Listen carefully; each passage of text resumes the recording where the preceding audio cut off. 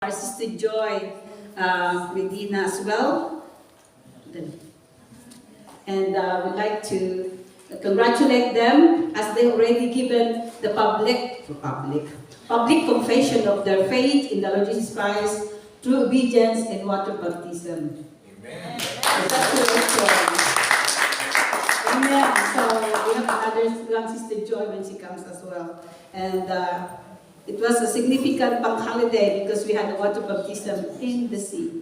The water was so cold and yet it was wonderful. Amen. God is so good. And we had a wonderful time. Amen. So, okay, before we come to the Lord for the Word of God, let's come to the Lord in prayer first. Hallelujah.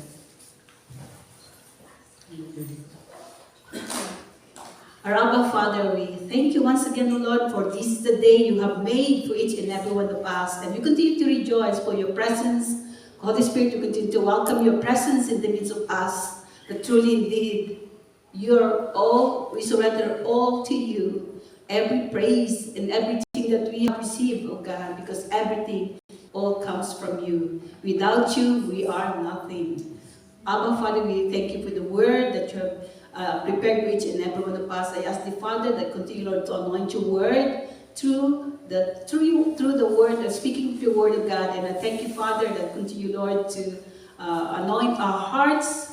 Help us to understand, Lord, the Rhema word that you have prepared for each and every one of us today. And I ask the Father that will bring challenge and that will bring conviction to our life, that will bring effect, O Lord, of your words, because your word is a lamp unto our feet and a light unto our path. And also, Father, your word, O God, will continue to bring accomplishment, O Lord, and that will continue, Lord, to establish in our lives daily, Father. Lord Jesus, anoint your word and open our understanding, Father, that we will continue, Lord, to be not only hearer, but, Father, help us to be a doer of your words. And thank you, Father, for the hearts of your people. That the Spirit of God will continue to commit, submit, and yield our spirit unto you, that you will be continually be exalted in our lives, in the ways that you will be exalted in the midst of us. And we continue to welcome you freely to move and administer to each and everyone's needs for today. Father, we thank you for your love and we thank you for your word. Lord Jesus, more of you and less of me. Let your word become life, O Lord, to the hearer of your word, because your word is life and powerful. Thank you, Father. Commit everything into your hands. We give you glory, praises, and thanksgiving. In Jesus' mighty name, amen. Amen. Okay, let's open our Bible in Romans chapter 12. I know some of you have already memorized this verse, chapter 12, verse 1 and 2. It says here, "Therefore, brothers and sisters, in view of the mercies of God, I urge you to present your bodies as a living sacrifice, holy and pleasing to God. This is your true worship. Do not be conformed to this age, but be ye transformed by the renewing of your mind, so that you may discern what is the good, pleasing, and perfect will of God." And let's jump to Ephesians 4, 22 to 24 says that you put off concerning the former conversation the old man, which is corrupt, according to the deceitful and lust, and be renewed in the spirit of your mind, and that you put on the new mind, which after God is created in the righteousness and true holiness. Then Hebrews 10:25 says, "Not forsaking the assembling of ourselves together, as the manner of some is, but exhorting one another, and so much the more as you see the day approaching." Amen. So this verse is related to what I'm going to share with you, the 7 habits of a godly life. First thing, are we all godly? Amen. Are we all believers? Amen. Are you being born again in the Spirit? Amen. Are you walking with the Holy Spirit? Amen. Remember, the Holy Spirit is the only one who helps us at this time. And He's the reasons why we continue to seek and to serve Him. And He's the reason for us to move on forward in serving and to live a holy life. So, what I'm going to emphasize only the 7 habits of godly life. Each one of us have habits, do we? I remember when I was a Christian, my habit wasn't Christian. The habits I used to have is a warrior. That's my habit. Little things I worried a lot. So that's my bad habit. But when I become Christian, it's changed our habits. And even us as a believer, when we are born again believers, because Jesus said, if you are in Christ, you are a new creature. All things are passed away. Behold, all things are new. So therefore, we are already believers. So everything we do and our habits continue to change as well. Our bad habits should be abolished in our life. The bad habits that used to do shouldn't be arising within us, even though no matter what the situation we encounter in this life. So habits means a settled or regular tendency or practice, especially one that is hard to give up. Anything, habits that you have, you still have hard to give up. If there is, yield to the Holy Spirit. He will help you to be able to overcome that bad habits. But actually, a habit is something we do over and over and over. That's habits. So if you have a good habits, that will be good. But if you have bad habits, it's sometimes become dangerous. Amen? So that's the meaning of habits. That's something we do over and over again. Whilst the godly life, it is a life no longer seeking satisfaction through a sinful lifestyle, but is now a surrender to God and His will for your life. Amen. So that's the meaning of godly life. It is also called that a sanctified life, not perfect, doesn't mean you never sin, but it means that your life is fully surrendered to God. Amen. So a godly life is fully surrendered to God. Amen. Because remember, you are new creature.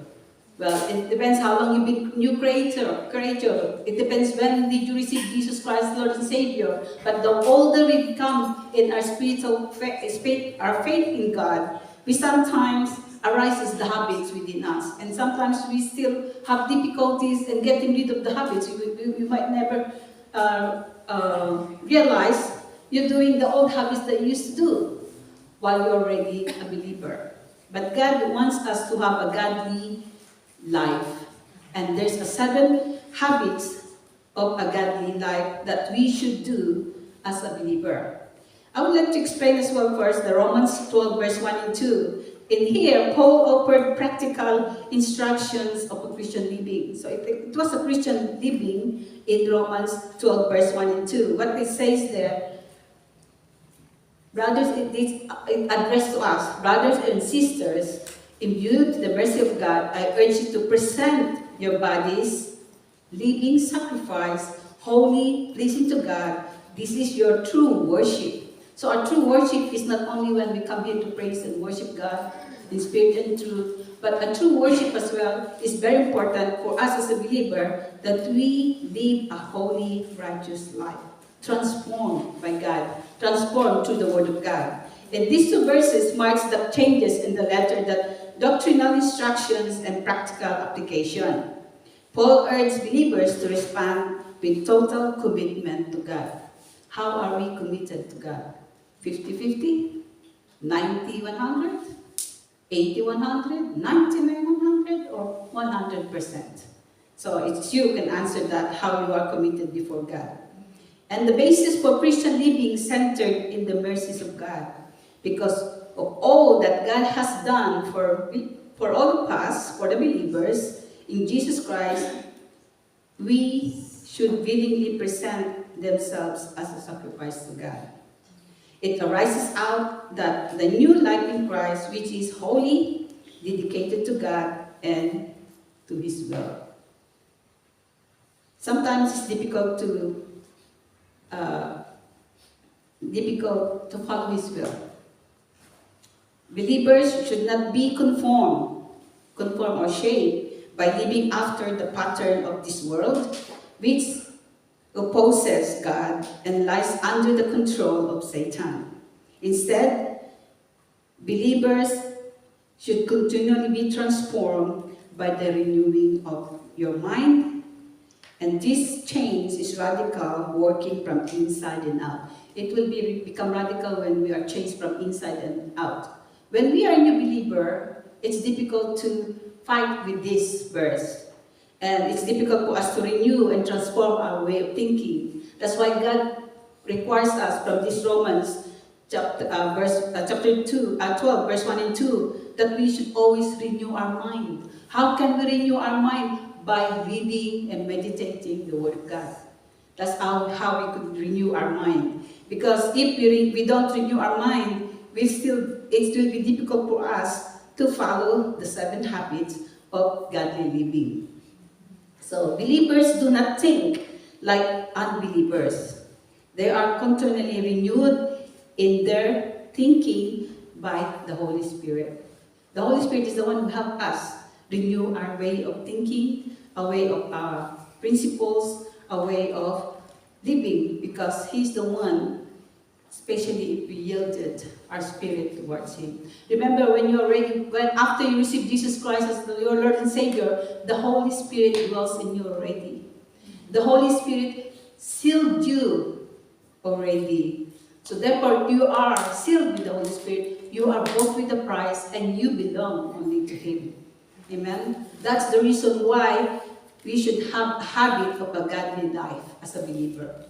And it really strikes me for one of these habits that I need to really working on at this time. Even at this old I am in my spiritual life, I still have to working on that.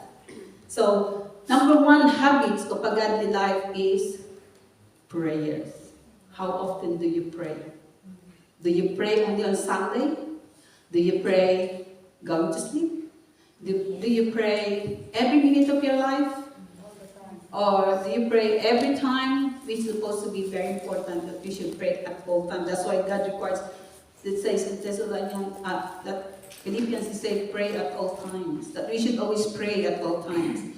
It says prayer in Mark 1, 34 to 37 says, Mark 1, 35 and 37. Verse 35 says, and in the morning, rising up, a great while before day, he went out and departed into solitary place and there prayed. This is about the Lord Jesus Christ. And it says, and also in Luke 4:42, it says, and when it was day, he departed and went into the desert place, and the people sought him and came unto him and stayed him, and he should not depart from them. In these verses that we have read, and looking through all about the prayer, the number 1 model that we have, the number 1 we should copy and follow is our Lord Jesus Christ. Because the Lord Jesus Christ is completely yielded, surrender, that even though when He decides to do something, He always pray and ask the Father at all time. Because Jesus prayed in the life and work of Jesus, He always prayed in everything He do. And when the Holy Spirit descended upon Jesus at the Jordan River, He was praying. Praying at all times. He withdrew from the multitude and prayed, and He continued all night in prayer before choosing the 12 disciples. In everything He decided, He always be acknowledging and always ask God the Father, what shall we do? He's already God Himself. How much more for us as a believer? How much more for us a follower of the Lord Jesus Christ? That Jesus Himself is a number 1 example, and He always prayed in every decision He made. In prayer, in transfiguration, He climbed the mountain to pray, and He was praying just before He taught the disciples the Lord's Supper. And also in the Garden of Gethsemane, He prayed more earnestly. And on the cross, he prayed for others as well. In Luke 23:34. His last word uttered before his death were praying, and he prayed after his resurrection. Nothing in this time that in everything he does, he prayed, he committed to the Father in heaven. He prayed at Lazarus' tomb and for Peter. During the institution of the Lord's Supper in John 17, he says as well, everything he do, he always praying. He's always been praying. What about us? How often do we pray? Sometimes when I look, I don't have any more colleague who I work with. I remember he was so fanatic, religious fanatic. He will not miss his carpet. He had the carpet, and he used go and look for a room where he could really pray. I think he said 5 times he goes. So I was so challenged. I remember them. They pray all the time. How much more we as a believer? How often do we pray? That's why it's very important for the believers, for every believers, to really go and pray every time. How often do we pray? It's only you can answer that. Amen. While Jesus was on earth, often sought to time to be alone with God the Father.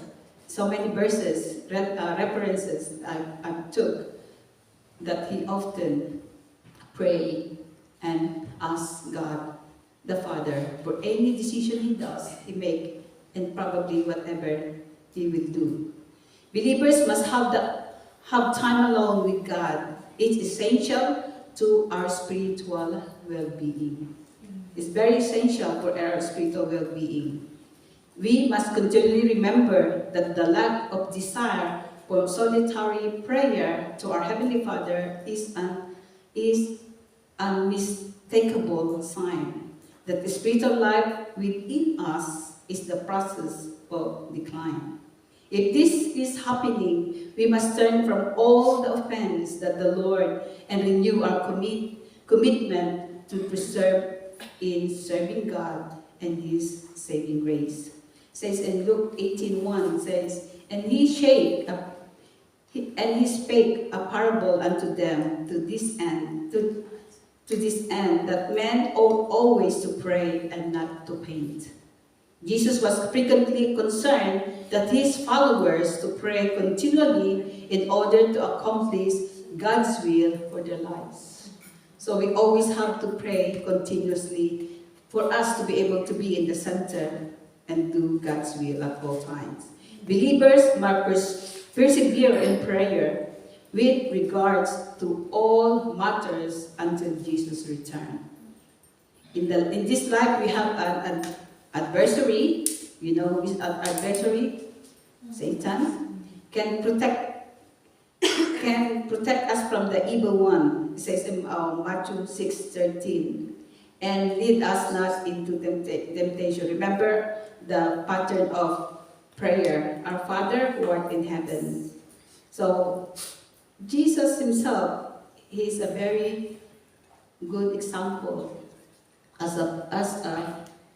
for us to follow and to observe the way he prayed.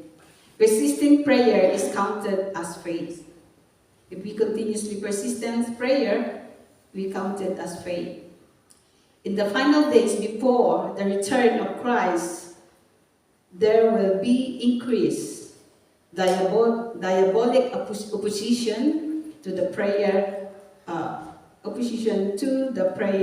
of faithful, because of Satan and the pleasure of the world. Many will cease having a persistent prayer life. So it's very important for us to be a prayerful children of God, for us to be able to overcome and to continually be faithful and to overcome whatever trials that we encounter in this life, especially in these last days. You can't live a godly life unless you are a good prayer life, because the prayer life keeps us connected to the Almighty God, sensitive to His will and His purpose and His plan for your life. Amen. Prayer is the most important activity of a believer's life, whatever you would like to accomplish in prayer. So whatever you would like to accomplish here on earth, bring them all on your knee. Pray everything. Pray. Pray. Read your Bible and pray every day. See, I learned that the children will know that. Mike and Raya, they do learn that.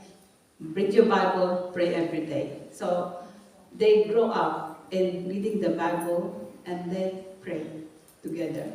And sometimes we pray with them, me and Pastor, and every time before they go to sleep, we read even just a story, and then we pray as well. Try to do that as a believer. Let us be like a child. Because the Word of God said, when we have a faith like a child, you can move so many things. And we should be entering into the presence of God like a child, because He knows our heart. He knows us. So that's number one habit of a godly life. How are you doing with that number one habit that God is yet doing to us? Are you being prayerful? Or you been praying only one? Oh, it's okay, you can pray once a day. But then it's very important that we pray at all times and always, whatever your needs, whatever your problems, whatever it is, the only way for you to be able to achieve and to become victorious in that situation is on your knees. Pray. Amen. Number two habits of a godly life is trust or faith in God. Psalm 103 verse 19, the Lord has established His throne in heavens, and His kingdom rules over all. The Lord's kingdom is universal. He reigns over all. The Lord has established His throne in the heavens, and His sovereignty rules over all. We have a song, we sang earlier, this is explanation as well of what we have just worship, because He rules and over all the earth. So everything He owns, everything He rules on us. He rules us to His people. If God Almighty has established His throne in the heavens and watch His sovereignty, there you are, sovereignty, that is all-knowing, supernatural, divine power, rules over everything within Him. So if you have submitted, you have yielded and committed everything to Him, He is the one who rules. He is a sovereign God, that everything that we have, everything that you need, it all comes from Him. That's why we should always be surrendered and know that He is a powerful God who is on the throne of the heavenlies, and He is there to watch and keep looking an eye on us, His eyes on us. Well, God is on His sparrow. There was a song, our God, sparrows. I don't know the wordings. So God is on the sparrows. How much more for you, His children, His people? He's loved. We are loved so much. We are being, His eyes is on us, because He had made us the apple of His eyes. Amen? So this is how our God is. He is a sovereign God who rules over all. If God Almighty has established His throne in the heavens and watch His sovereignty, that is His all-knowing, supernatural, divine power, rules over everything, believe Him. From Genesis chapter 1 to Revelation, believe everything that is said there in His word, because that's His word. This verse is so important because if you don't trust Him, you are not going to pray. Yeah, because if you don't trust Him, you will not pray. Intimate relationship with God is you and Him. Talk together. He listens to you and listen to Him. You obey Him, He guides you. There is an awesome sense of intimacy in the life that trusts God. We should not worry about anything, but you're trusting Him. A godly life is a life of trust. Brother Ray mentioned this, Proverbs 3, 7 and 6. Proverbs 3, 5 and 6. Trust in the Lord with all your heart and lean not on your own understanding. In all your ways acknowledge Him, for He shall direct your path. So that's the thing, that in all your ways acknowledge Him, He shall direct your path. From there, you will see the goodness of God when you acknowledge Him in everything. But we have to trust Him with all our heart. Amen. Whatever it is, trust Him with all your heart. Maybe sometimes, I think there's probably things that happen that I was walking, and then suddenly, if I have a prompting of the Holy Spirit within me, I become worried, and I need to do something about it, and I pray. So when it happens, I just keep on praying, and then the enemy keep on pushing things, so many things in my mind, telling me this might be what's happening, blah blah blah. No, when we trust, so what I did is trust Him with all my heart. So I trust Him and praying for the situation. Not even though probably whatever the warning, I always have some kind of warning. That when I have a warning, I always rebuke and cancel that warning, and make sure that will be at peace, and everything will be okay. So that's what happened to me, and what happened is I just trust Him with all my heart, and when we do that, God acknowledge the answer to your request. Mm-hmm. Even though sometimes we have even though we thought we are in the bad situation, but actually we shouldn't, because God make a way for us to keep away from that situation. Like, for example, Romans 8:38. Yeah, Romans 8. For all things work together for good to those who love God and called according to His purpose. So in every situation, God has a purpose, and sometimes we do not understand why things happen like that. So by faith, we have to step forward and contradict whatever we see, but depend on the promise of God and declare the word of God, because we know all things work together for good for those who love God and are called according to His purpose. In every situation, God has a purpose. We sometimes do not understand. God has a purpose. And I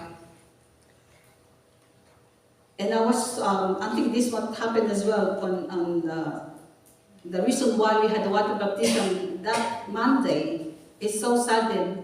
Sunday, we were praying with Sister Joy, and Sister Joy said, Pastora, I would like to go for water baptism. I've been ready when we went for the convention in Philippines. We didn't know that she wanted to be baptized in water there. So she didn't tell us. So I said, okay, we're going to the seaside tomorrow. Prepare, and we will do the water baptism for you. So that's what happened. Suddenly it just happened like that. And then Pastor asked for anyone who would like to be baptized, and we have Brother Reynaldo as well. So in that situation, because of, I don't think so that, God has a purpose why we went to the seaside, because we haven't been out for how many years as a church. Yeah, so that day was a significant for each and every one of us. Amen. Amen. So there, number 2 is to have trust or faith in God. Whatever your situation, whatever you encounter in your life, whatever the challenges in life, trust Him with all your heart. Amen. Not to lean on your own understanding, because when you lean on your own understanding, you can go crazy thinking what to do with it. But then if we trust Him with all our heart, not to lean to our own understanding, He will continue to direct our path in that situation. Amen. So trust or faith in Him. That's the second habit of a godly life, trusting Him. Third is, habit of a godly life is meditation in the Word of God. Meditating the Word of God. Like, I'm really, that's good for the, like, I always, my brother Ray, because when he every time he becomes a song leader, he always uttered verses. So, how much more? We as a believer, we need to meditate on the Word of God. We need to meditate and memorize the Word of God, because in every situation, it's applied to your situation. So, very important to know the Word of God. It's very important for us to meditate on the Word of God, because in Psalm 63 verse 6 it says, "When I think of you as I lie on my bed, I meditate on you during the night watches." So, what do we do first thing before we go to bed? Pray. What else? Read the Bible. That's very good. But I bet you, most of us, we watch the television before going to bed. It's true. Yeah. I learned something from Stanley. I do. I watch the television before going to bed. So whatever I watch, like I always watch, what do you call this? Detectives anyway. Sue something Thompson. I something. All this is detective. That's all I would like to watch all the time. But then even though I watch them before I go to bed, I never go, and I always go and read my Bible while I'm on sleep, going to bed.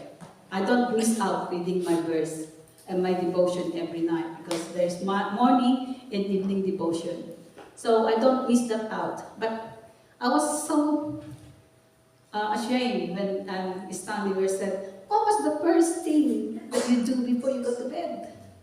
Watching television. Because sometimes if we don't read the Bible, if we don't pray, whatever we have watched before we sleep, sometimes it questions our minds. And sometimes we carry that while we are sleeping. And sometimes we thought of it as well. "Oh, what happened?" Blah, blah, blah, something like that. But then it shouldn't be a habit. A habit is to meditate in the Word of God. Amen? We have to challenge ourselves. At least once a day, we could meditate one verse. That would be good. So by the time, imagine for one day, you have meditate one verse a day. How many days a year? 365 days a year. So if you have 365 days a year, memory verse, that will be very wonderful. It will be useful for your daily walk with God. At the same time, it will be very good to challenge yourself in every promises that God you have meditated during the day. So it's very important to meditate in the Word of God. So, along with the prayers and reading God's Word, we should strive to center our thoughts on Him day and night. What is our thoughts during the day? Who is our thoughts during the night? I think when the more we learn or study the Word of God, the more I become more thoughtful of Him. I wish I don't want to go anywhere just to be with Him. We should be like, our thoughts is about Him. Our thought is more of Him.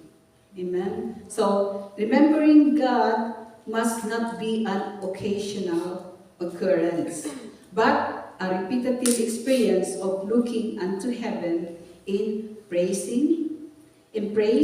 acknowledge His presence and Lordship and communion with Him. That we should always communicate with Him. Nothing would be better than that. Our first thought in the morning and our last stop at the night. Be on His grace, character, love, and plan for us. We can turn our heart to God. Meditation means that we think about it. It likes looking into a mirror, but it is also looking beyond the mirror. Our focus is on Him, and when we begin to focusing on God, worries will drip away, concern will drip away, and mind is no longer contaminated with all kinds of things that do not do any good at all for us. Meditation is an absolutely essential for a living a godly life. And without meditation of the Word of God, you are not going to live a godly life. Amen? Without meditating of the Word of God, you will not live a godly life. Godly life is a time of being alone with Him, longing for Him, meditating upon Him, thinking about Him. Amen. This is how we should meditate. And meditation is no more what is in His heart.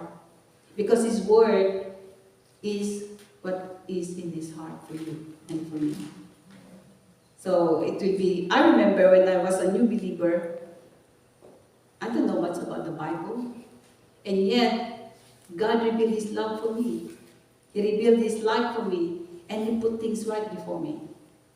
Well, if you were a believer from idolatry, imagine, I'm one of the person who's very religious, and I grow up with so much without in my grandparents' house.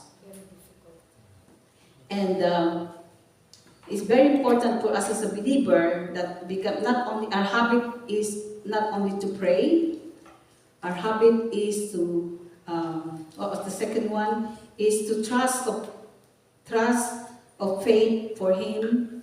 And number 3 is meditation in the Word of God. And number 4, have a habit of godly life in obeying God. Obeying God. So whatever we meditate on the Word of God, we have to obey them. It's no good that you memorize the Word of God and yet you don't obey them. You meditate on the Word of God at the same time, obey the Word of God. Amen. Because obey, in Deuteronomy 28, verse 1 and 2 says, now if you faithfully obey the Lord your God and are careful to follow all His commands, I am giving you today, the Lord your God will put you far above all the nations of the earth. All these blessings will come and overtake you because you obey the Lord your God. So let's have a habit of obedience or obeying the Lord. Like Moses said that the blessing of God would literally overtake us, overtake you. There would be no way for them to escape God's blessing if they were faithful to listen, to obey Him. Remember, Deuteronomy 28 chapter is about blessing and curse. If you obey, blessing. If you disobey, curse. If you read Deuteronomy 28, it's all about obedience on the first verses, and then the following, the middle verse is about curse. So when you want to be blessed, obey. If you want to be if you don't want to be blessed, carry on, disobey. At the same time, disobedient, at the same time, it will follow the curse. In that as well, in Deuteronomy 28. So God promised that He will place the Israelites over the surrounding nations. They would have an existing far better than anything they could imagine if they obeyed.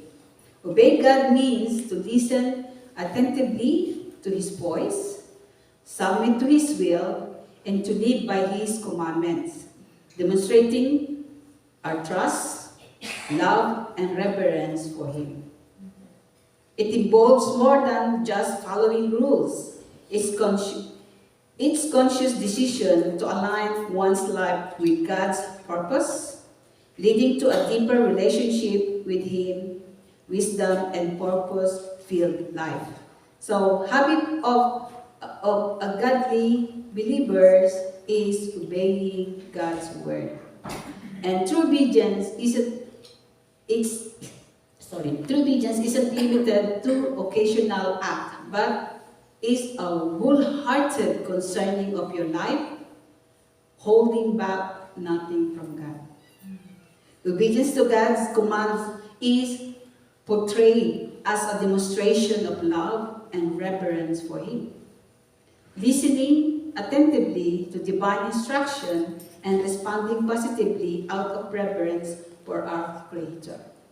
So obedience is very important as a believer, and let it be our habit as the followers of God to be obedient to His word. If the word of God said, okay, I'll use my example myself. My bad habit was I'm a warrior. I'm worrying too much. Little things I worried so much. But thank God for the word of God. Every time I started to get worried, it reminded me, worrying is a sin. You're sinning again, Teresa. You're sinning again because you are worrying. So it reminded me, the word of God, it reminded me, correcting me if I was doing wrong way of my decision or whatever I do. So it's very important to us as a believer to obey God's word. Number 5, habits depends upon the Holy Spirit. We depend upon the Holy Spirit. A person cannot have the Holy Spirit unless they are born again. That's why a person must be born again. Except a man be born again, they cannot enter into the kingdom of God. And as I said earlier, being sealed with the Holy Spirit, it's very important. A person must be born again. For you to be able to obey, for you to be able to meditate on the Word of God, and for you, easily, the Holy Spirit guides you. Amen. So the habit depends upon the Holy Spirit. We depend on the Holy Spirit. It means that I surrender our life, listen to the indwelling presence of the Holy Spirit. I mention often, I mention every time that even in my life, I always tell myself, first thing in the morning, yielded, submitted to the Holy Spirit all the time. Because He's the one who keeps me going in this life. If I'm not yielded in the Holy Spirit, I don't know what happened to me 5 months ago. See, God is a God of love. And because of the help of the Holy Spirit, He is so powerful and He's real. From my own experience recently, God revealed so many things that I didn't even thought about it. See, this is the Holy Spirit. He revealed things which we do not understand. He reveals things, supernatural things as well. Even when we pray, there's so many things that I've experienced, and somebody approached me to pray for them. And my experience that somebody asked me, Pastora, can you pray for this? And then I was praying with that person. Suddenly, the Holy Spirit said, tell the person they will get the answer soon.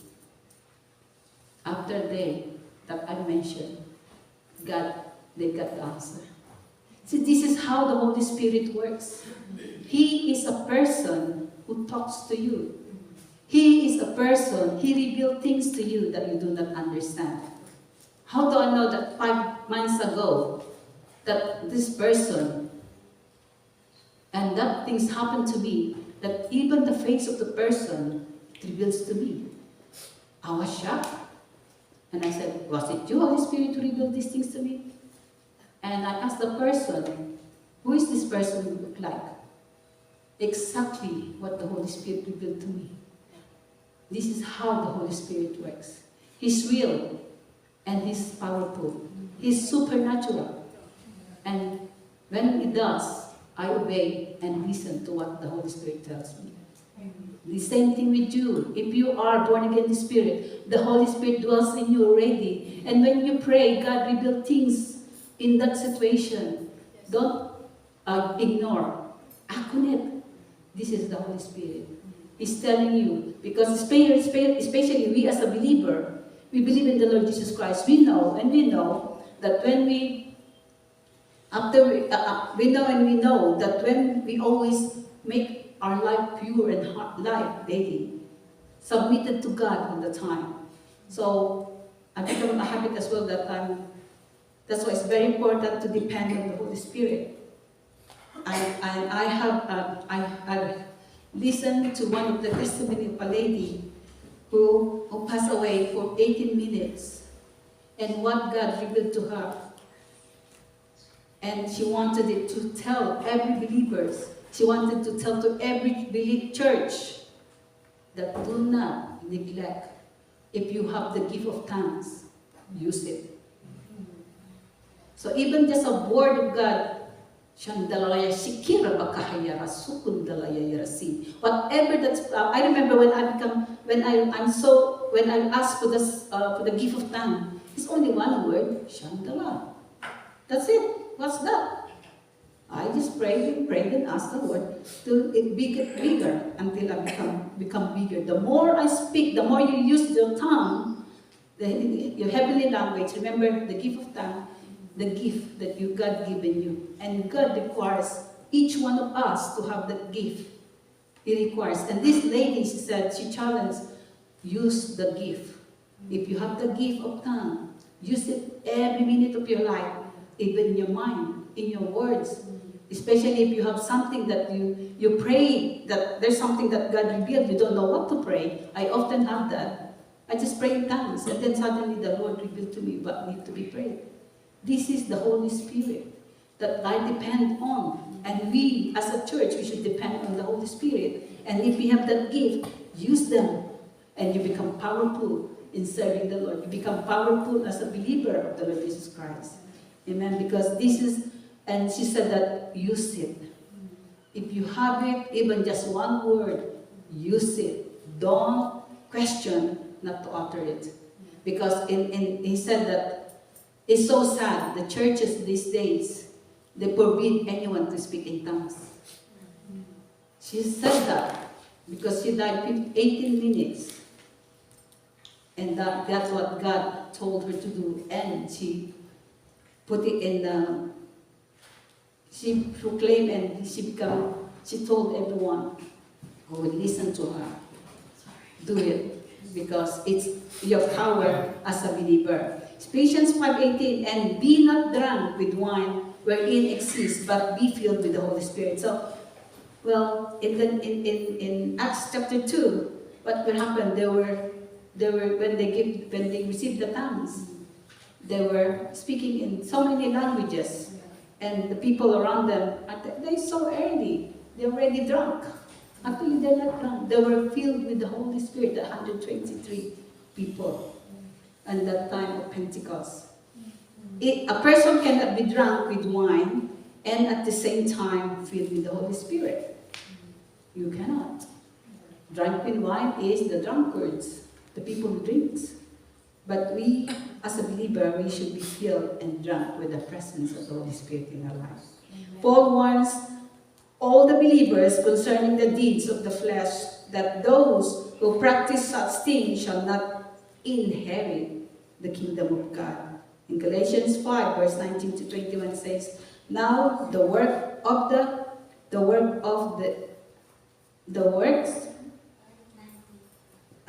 Galatians 5:19 says, now the work of the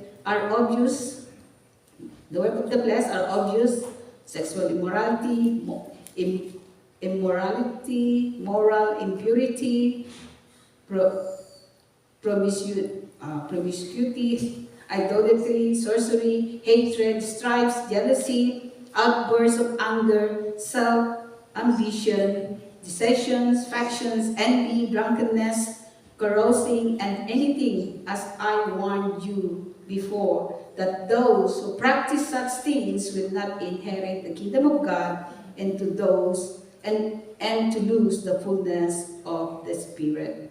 So these are, in these verses, is the one that who practices this, they will not inherit the kingdom of God, unless they repent and put their life right if they are practicing this. Amen. Galatians 5:19 to 21. But says in Galatians 5:18, filled with the Holy Spirit, be filled carries the meaning of repeatedly be filled. The spiritual life of the child of God must experience constant renewal by repeatedly being filled with the Holy Spirit. So, the Christians is to be baptized in the Holy Spirit after the conversion. So, conversion here is the one after you have received Jesus Christ as Lord and Savior. The Holy Spirit already dwells in you, and you are already sealed with His presence, the Holy Spirit. It's in Acts 1:5, it says, yet He is to be filled with the Holy Spirit repeatedly for worship, service, and witnessing. And for it says in Acts 1:5, for John truly baptized with water, but you shall be baptized with the Holy Ghost not many days after.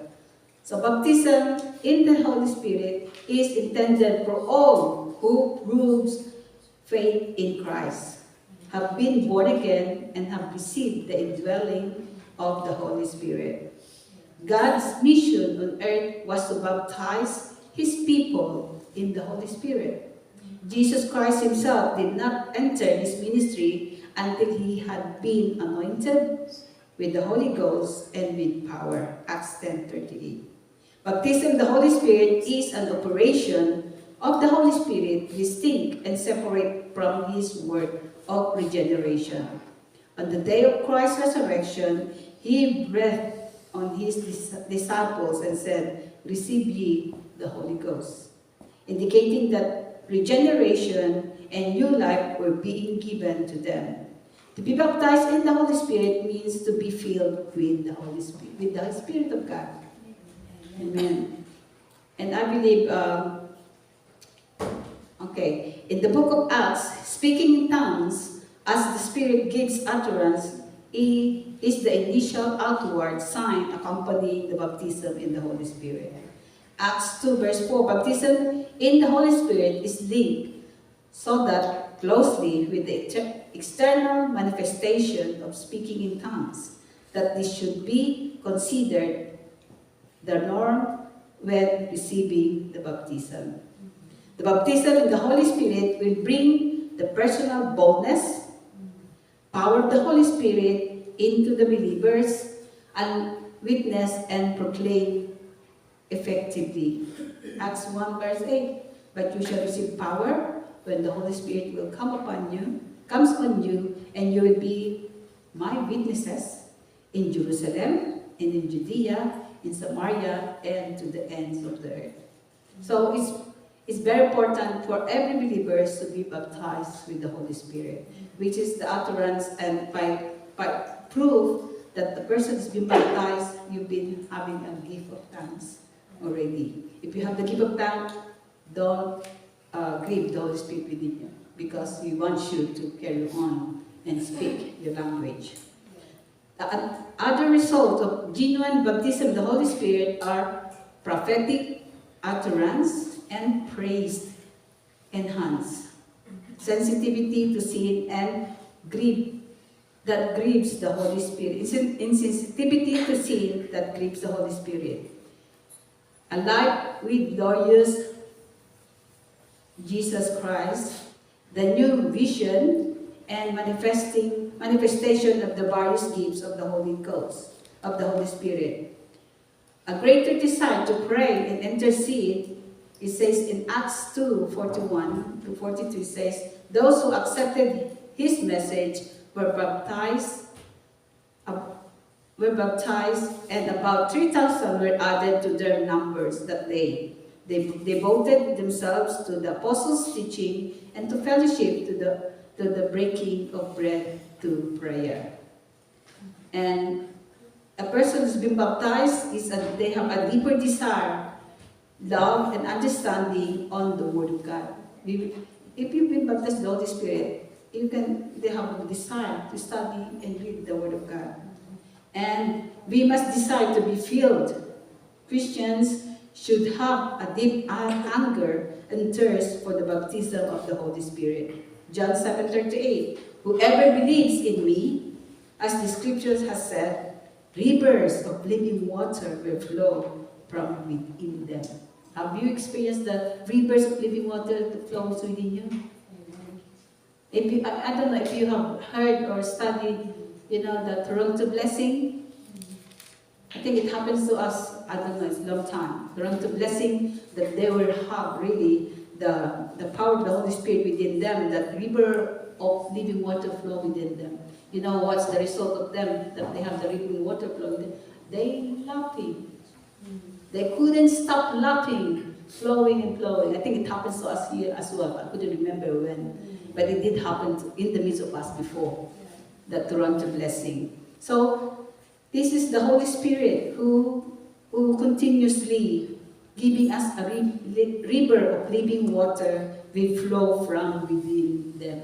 So even us, like earlier, when we were worshiping God in spirit and truth. Didn't you feel the presence of God? Didn't you feel the Holy Spirit working within you, the warmth within you that coming out? Yes. And that's how the work of the Holy Spirit. So He flows from within us, the living water. The baptism in the Holy Spirit brings the believer into relationship with the Spirit that is to be renewed and maintained.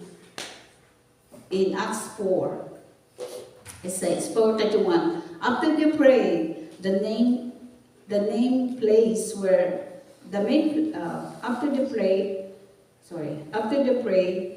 place where they were meeting was shaken, and they were all filled with the Holy Spirit and spoke the word of God boldly. See, it's the Holy Spirit that helps a person bold in sharing the gospel of salvation.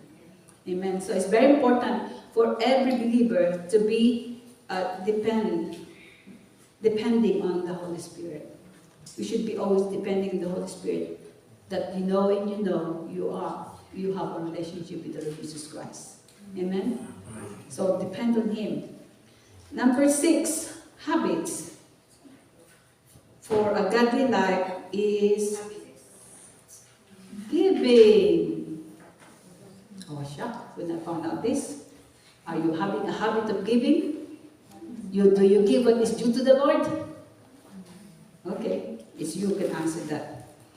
That's one habit. If your habit is giving, then you are applying the godly life. It says in Luke 6:38, give and it shall be given unto you, good measure, pressed down, shaken together, and running over, shall men give unto your bosom. For with the same measure that you give, without it, shall be measured to you again. So give, and it shall be given. Good measure, pressed down together, and running over. So when you give, of course, God will give you back in return. You don't know how God is going to give back in return, but I'm sure, that's my experience, God blessed me in many ways. Amen? And not only that, God blessed me because I'm obedience to giving what is due to the Lord. At the same time, God teach me to go extra mile in giving, helping those in needs. When somebody asks needs, we do help. So giving should be one of our habits. Don't we? What happened to those stingy? I don't know. Those who will be stingy, what's the meaning of blessing and curse? It applies to them. If you give what is due to the Lord, God will bless you more. Running over, sabi nga dito running over shall men give into your bosom. You will never run out. Since I become a believer, I never run out. And God blesses me, blesses us as a family, that we could even set aside something, and then when there's an emergency that we need to help someone, we use that emergency and help them. This is how This one changes me since 5 years ago. This is what happened now. So don't be stingy. Give what is due to the Lord. Sometimes this is one thing you will be trusted in small things. God can trust you with bigger things. So when you give, what is that? Cheerful heart. Give with a cheerful heart.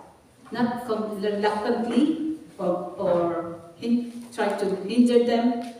Oh, I need this for something. So I need it. I cannot give. No. Give first what's due to the Lord. It doesn't matter what you need. The Lord will meet that needs. Amen. This is it should be a habit of giving. So I think we have been provided every Sunday for exaltation of tithes and offering. So this is one thing that we should be habit of giving. Give in conformity with the principle of love. We must give to those in needs, the care of the poor and the needy. God Himself will measure our giving, and the return will give to us. The measure of blessing and reward our receiving will be in proportion to our concern for and help give to others. 2 Corinthians 9:6 says, remember this, whoever sows sparingly will also reap sparingly. And whoever sows generously will also reap generously. Amen? And a testimony of the one who shared this this habit is about, he said, at the age of 4, the mother told him to give to the Lord. At the age of 4. And not only that, at the age of 4, God told him to pray at the age of 4. So he grew up with this reminder from the mother. So when the time he was about to go for college, I think he's about 17, about to go to college, the only money he's got is $75. And yet, he said, I would like to preach, but how can he go to preach if he couldn't go to the university to study theology? So, what happened was to his test, because he gave, even though every time he goes to church, the mother give her coins. And whatever he get from the mother, he always give it to giving, to tithes or the offering, to the offering box. So when he needed something, he wanted to study, he doesn't have any money, but only $75. So what had happened was, the pastor approached him and talked to him about why he's not in school, because he hasn't got money for the fare. So the following week, he received a letter, and the pastor called him to come to his office, and the letter said, all your studies until you finish is all being paid. And even your allowances is all being paid. See, this is how God sees our needs. He uses people to meet the needs that you needed. That is a miracle to him. So he from that experience, because he learned, at the age of 4 to give what is due to the Lord. Maybe he doesn't earn yet, whatever he received from the mother, he give them all to the offering. So at the age of 4, he knows how to give. So we as a believer, we've been bombarded with giving. Never mind the tithes and offering, but God given us a point. And this is one of the habits, a godly habit we should have. Giving. You should give what is due to the Lord. That's one habit. Last habit is very important for each and every one of us. I was shocked when I was studying this habit of forgiving. Forgiving is one of the habits. I was shocked. We don't forgive one another, but I didn't know that it's part of the habit that we should have. Habit of forgiving. Forgiving with others. Ephesians 4:32, it says, Ephesians 4:26 verse. Ephesians 4:26 says, "Be angry and do not sin. Don't let the sun go down on your anger." And then verse 32, chapter 4:32, it says, "And be kind and compassionate to one another, forgiving one another, just as God also forgive you in Christ." In Psalm 37 verse 8, "Cease from anger and forsake wrath," or forsake wrath, fret, or balisa, Tagalog, fret, "not thyself in any wise to do evil." Forgiving means ready and willing to forgive. It involves an international decision, not international, intentional, sorry, intentional decision to let go of resentment and anger. Amen. Forgiving means is a deliberate decision to release feelings of resentment or vengeance towards a person hurt you and harm you, regardless of whether they actually deserve your forgiveness. What is forgiving person is like, it says, also able to take responsibility for their own actions and mistakes, and they are willing to apologize when they have done something wrong. So when we have done something wrong, we forgive. And we have to apologize. I know some people doesn't know how to say sorry. That's difficult because the pride is really that holds us up not to forgive. Or pride that holds us not to apologize when we are done wrong. Let's have that habit of forgiving. Amen? Forgiving that person is also, I read that already. Forgiveness is at the heart of the gospel. Remember, it's the heart of the gospel. Forgiveness, remember? The Lord Jesus Christ, He died for you and for me. He had forgiven us from our sin. So that's the heart of the gospel. As followers of Jesus Christ, we should always be quick to forgive others, just as our Heavenly Father has forgiven us. Matthew 7:12 says, "So in everything, do to others what you would have them do to you. For this sum up the law and the prophets." Golden rule of forgiveness is treat others as you would want them to treat you. This is as Jesus' standard to love for dealing with other people. There are 5 keys important for forgiveness. It is reflecting of God's own mercy and love. Ephesians 4:32. "Be kind to one another, tender-hearted, forgiving one another, as God in Christ forgive you." Another key for importance of forgiveness is frees us from bitterness. It frees us from bitterness, frees us from and bring spiritual peace. Forgiveness allows us to let go of resentment, which promotes inner peace, emotional, and healing. Another key important of forgiveness, it is a condition for receiving God's forgiveness too. Because if you do not forgive, God will not forgive your sin too. So make it a habit to forgive whatever they have done to you. Acts 16:14-15 says, it says in NIV, "For if you forgive other people when they sin against you, your heavenly Father will also forgive you. But if you do not forgive others their sin, your Father will not forgive your sins." Meditate on that. Matthew 16:18-15. If you do not forgive, God will not forgive your sin either. So you act on forgiveness all the time.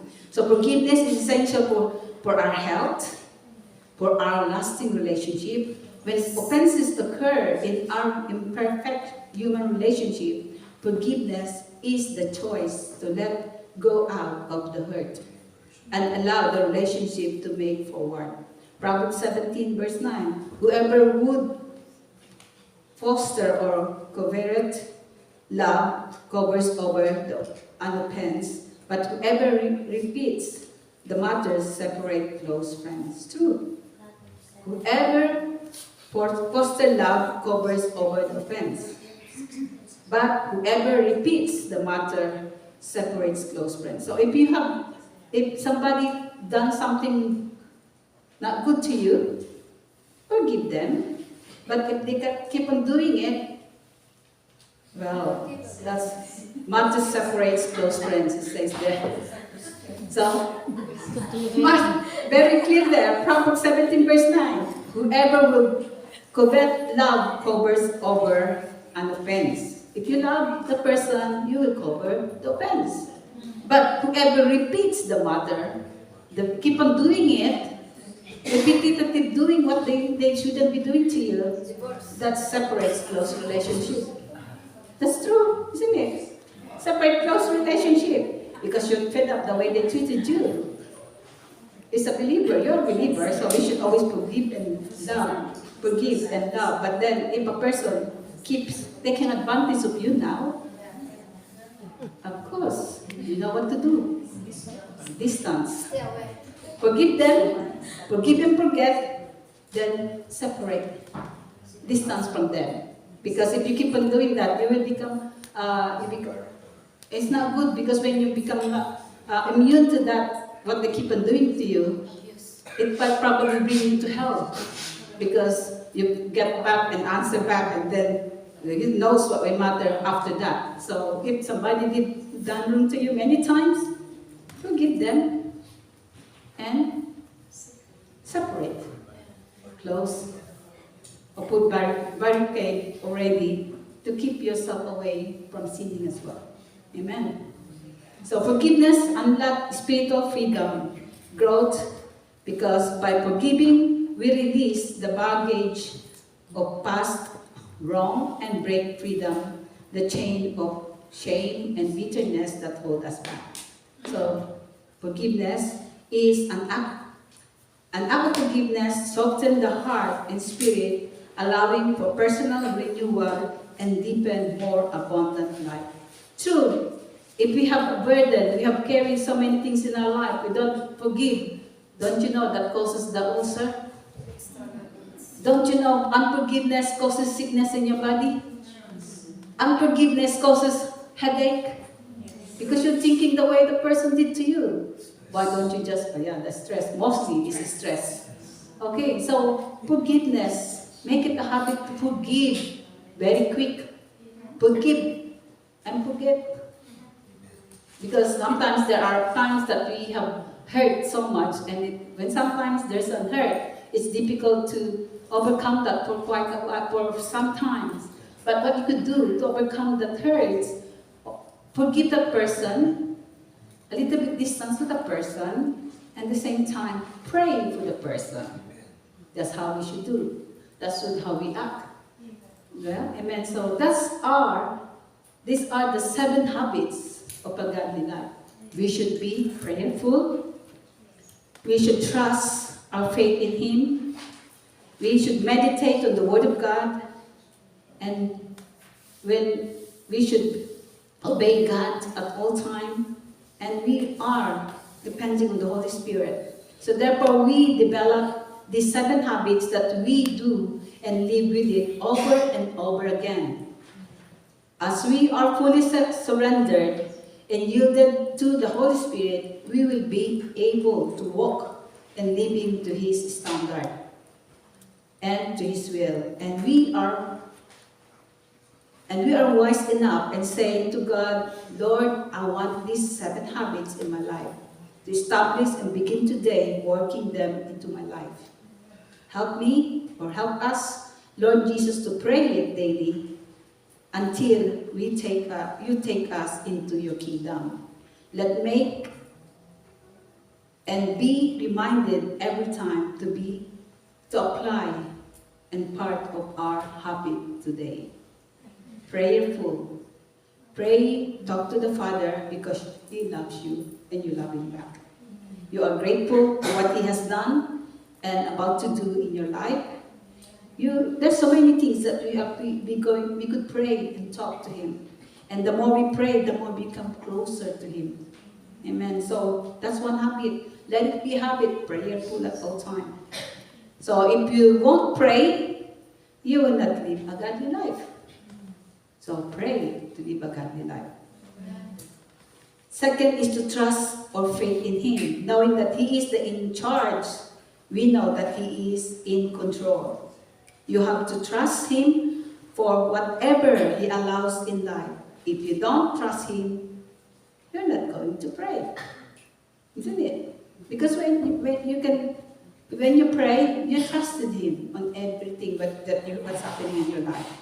So if you don't pray, you don't trust Him. Next, meditation in the Word of God, to read, to think, search the Word of God, whatever questions, surrender, and your focus is on Him. Worries,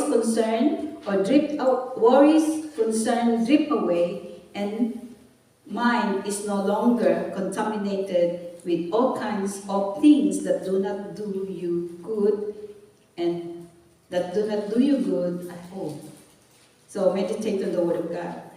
Fourth, when you and I obey God, we are walking on a higher level, that you've chosen to live by a godly standard, and you observe to obey God's word and living to please God in obedience to His commandments. That proves you love God and you walk God's way.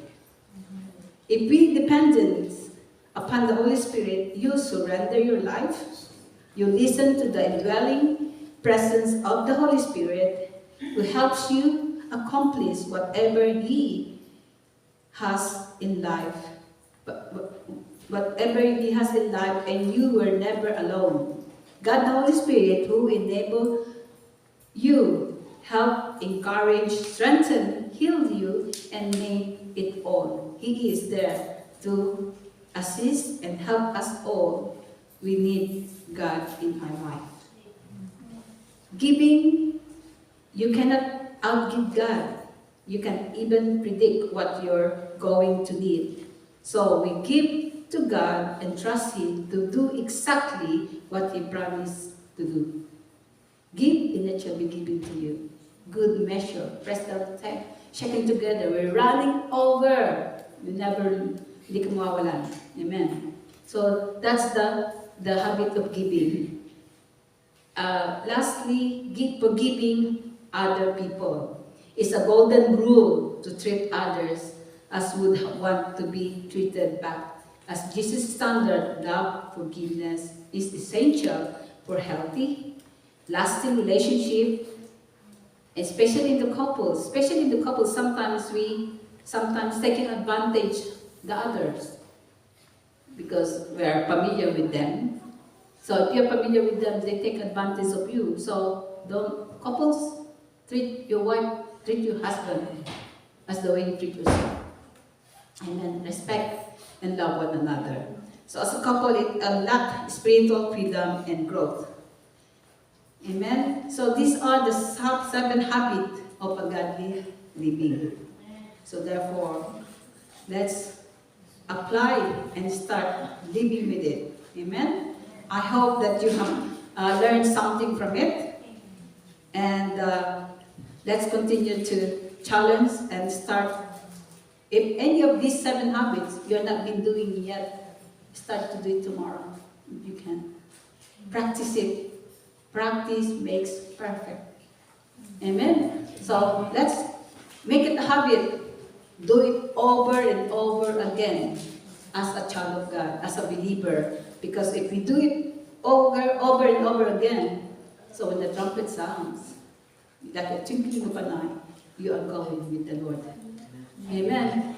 Amen. So let's check our life and let's continue to fully surrender to the Holy Spirit of God. We depend on Him. Amen. Okay, let's come to the Lord in prayer. Hallelujah.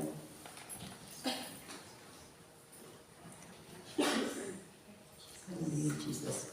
If anyone of us has not really have a personal relationship with the Lord, you're not being born again in the Spirit, I would would like to challenge you to be born again in the Spirit, and so that you, the Holy Spirit of God, will continue to work in you, and the Holy Spirit, the gifts and the fruits of the Holy Spirit will continue to work in your life. So let's continue to. And also, I would like to challenge any of us who have not forgiven anyone. Let's ask forgiveness to the Lord, and let's release the forgiveness to that person, to whoever who have wronged against us, whatever they have done before you that really hurt much. Forgive and release them forgiveness, because if you do not, God will not forgive your sin as well.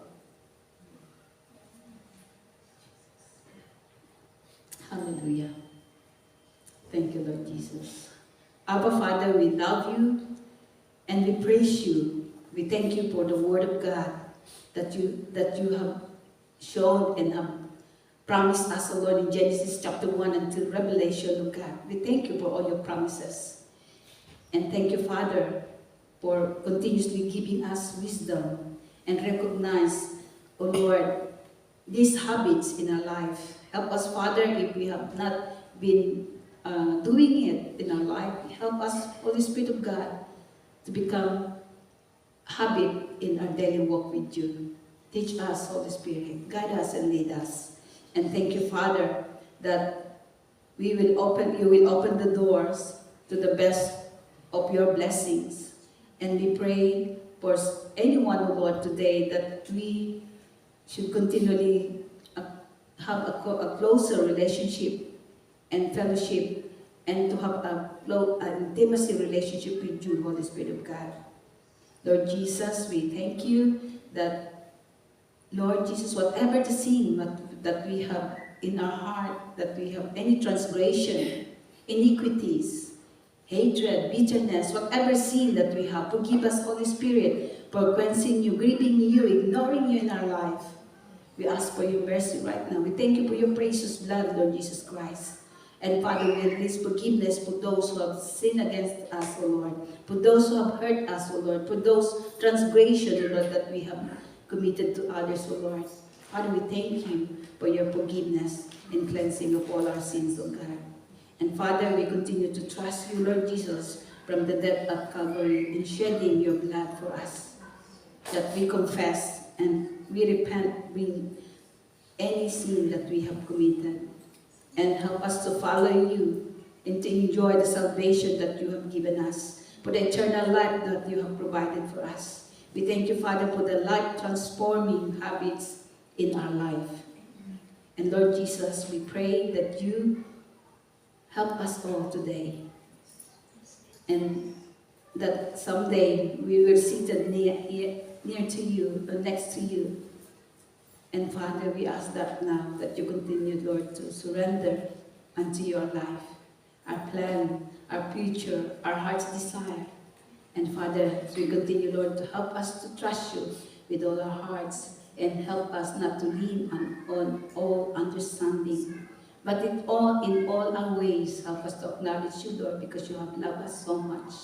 You have cared so much about our life. And thank you, Father, for you continue to engrave us into the palm of your hands. And we thank you, Father, for your eyes, that you have made us the apple of your eyes always.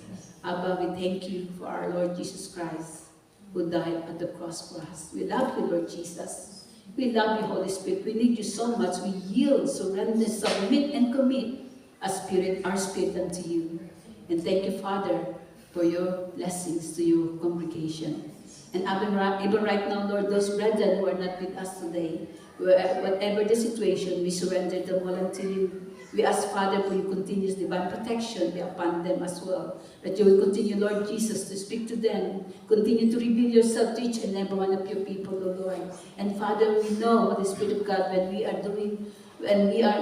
are away or we are not in the center of your will, we know, Holy Spirit, that you will redirect us to your purpose, to your plan and your will, and into our life. Father, we thank you for all the blessings. We thank you for all the provisions. We thank you, Father, for your continuous divine protection. And I declare and decree, God, to your people, that you will supply all their needs according to your riches and glories in Christ Jesus. And thank you, Father God, for protecting us from evil one, and you will protect us from evil one. And thank you, Father, you will bless us as we go out and are coming in Psalm 123. Thank you, Lord Jesus.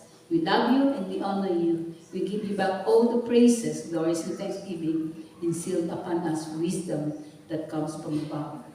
Lord Jesus, we thank you for the gifts of the Holy Spirit overflow in us. In Jesus' name, amen and amen.